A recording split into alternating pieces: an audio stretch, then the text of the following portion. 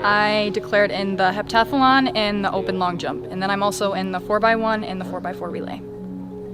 So I'm excited. It's definitely fun to like travel and everything, but having it home I think is kind of like a little positive. So I'm really proud of myself. Honestly, when you start to just put in the time and dedication, you start to see it pay off. Pretty much just hard work and having fun.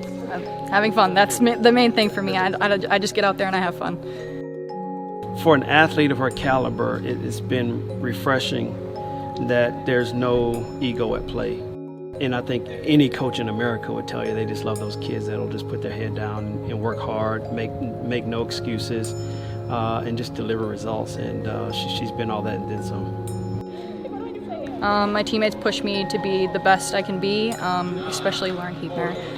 She's like my main training buddy, and you know, she picks me up when I'm down, and she helps me through workouts, and even, you know, just being a good friend. So I'm excited. I'm definitely really excited.